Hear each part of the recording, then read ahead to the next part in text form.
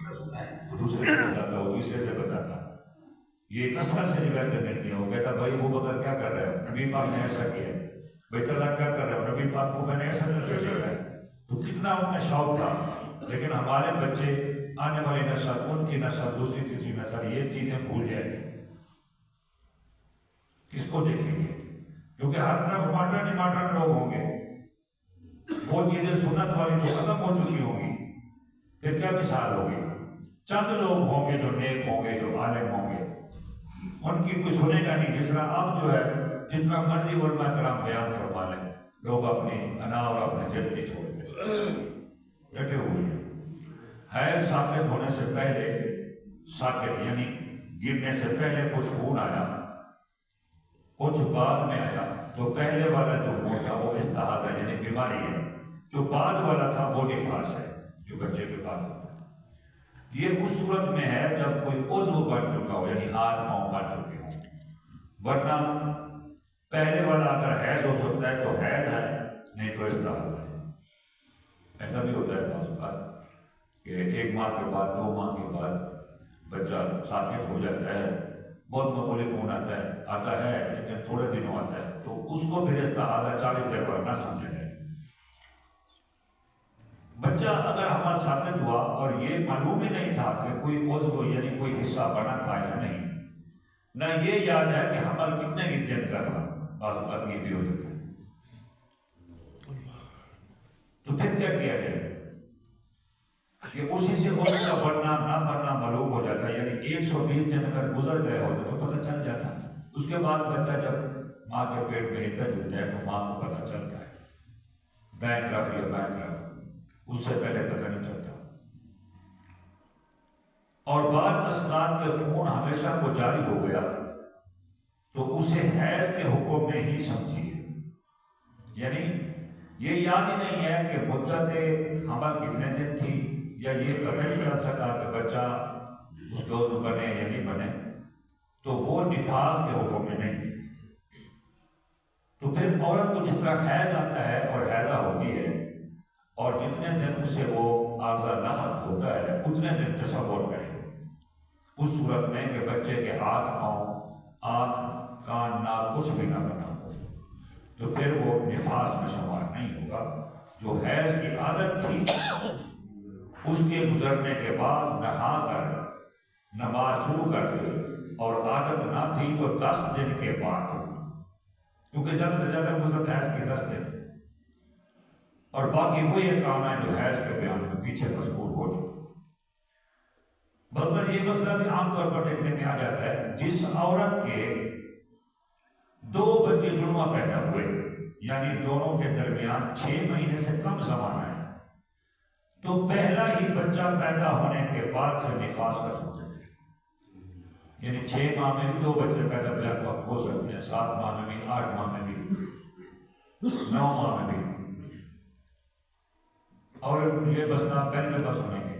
سارے امام لکھتے ہیں، مختلف ان کا اختلاف تو ہے لیکن اس میں کوئی اختلاف نہیں، کہ عورت جب حمل سے ہو، جب ترکہ تقسیم کرو، تو ہمارے امام کے نزدیک 4 بچوں کا ترکہ روک لو جب تک حمل نہ ہو جائے. ہو سکتا ہے 2 پیدا ہو سکتا ہے 3 پیدا ہو سکتا ہے 4 پیدا ہو، 6 بچے بھی پیدا ہوئے ہیں، آپ نے دیکھا ہے کہ وہ اخباروں میں پڑھا.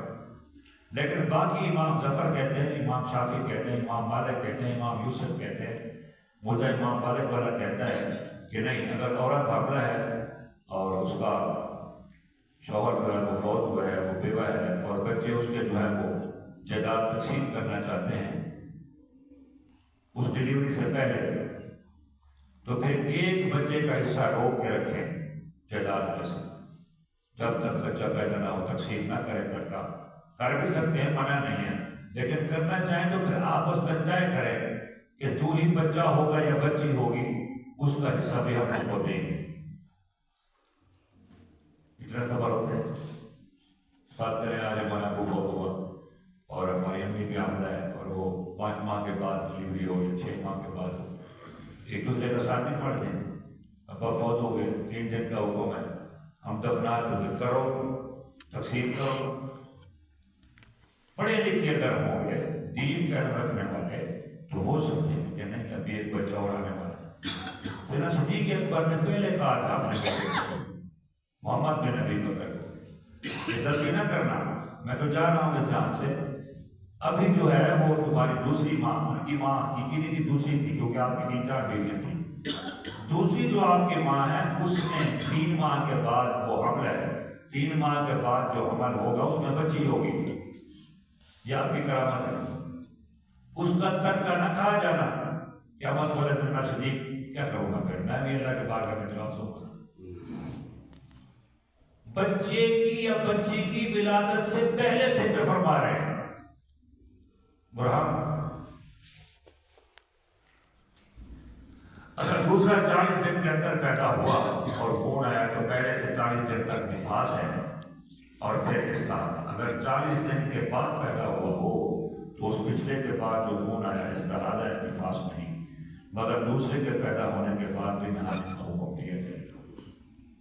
جس عورت کے 3 بچے پیدا ہوئے، پہلے اور دوسرے میں 6 مہینے سے کم فاصلہ ہے، بعض کا ایسا بھی ہوتا ہے، یوں ہی دوسرے اور تیسرے میں اگرچہ پہلے اور تیسرے میں 6 مہینے کا فاصلہ ہو، جب بھی نفاس پہلے ہی سے، پھر اگر 40 دن کے اندر یہ دونوں بھی پیدا ہو گئے تو پہلے کے بعد سے بڑھ کر 40 دن تک نفاس ہے، زیادہ سے زیادہ۔ اگر 40 دن کے بعد ہیں تو ان کے بعد جو خون آیا وہ استعمال ہے، مگر اس کے بعد بھی غسل کا حکم ہے۔ اگر دونوں میں 6 مہینے یہ زیادہ کا فاصلہ ہے تو دوسرے کے بعد بھی نفاس ہے۔ جب بھی بچہ پیدا ہوگا اس کا خون نفاس ہی ہے، مدت زیادہ ہو یا کم ہو۔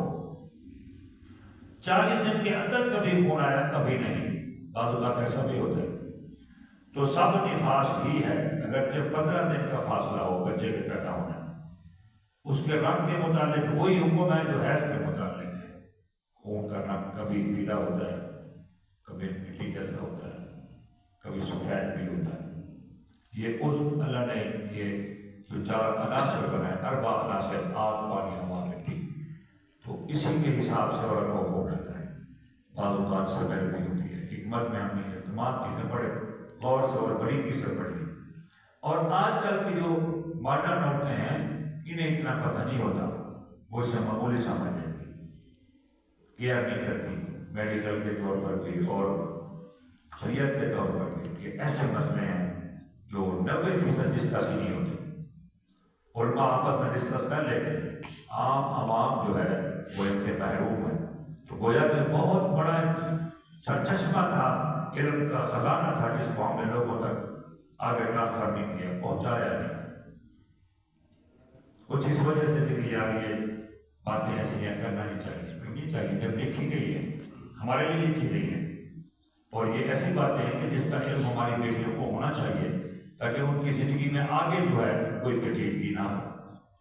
اسلام سارے کا سارا انسان کے فائدے کے لیے، اور قرآن کا موضوع انسان کے علاوہ اور کچھ نہیں۔ اللہ کا موضوع قرآن میں سارا انسان ہی ہے، انسان کو اللہ نے مخاطب فرما کے ہر ایک بات سمجھا دی، ہر ایک بات سمجھا دی۔ آگے یہ ہماری ذمہ داری ہر فرد کی کہ ہم خود بھی سیکھیں، اور گھر میں بیٹھے ہوں، کبھی کوئی ایسا مسئلہ ہو تو گھر میں بھی بتائیں کہ ہم نے یہ مسئلہ سنا ہے، یا ہم نے یہ مسئلہ پڑھا ہے، یا ہماری جو بچیاں ہیں، جو بچے ہیں پڑھے لکھے، انہیں دینی کتابیں مہیا کریں تاکہ وہ اپنے اندر علم جو ہے دین کا وہ لا سکیں۔ جب وہ خود پڑھے گے اپنی اولادوں کو پڑھائیں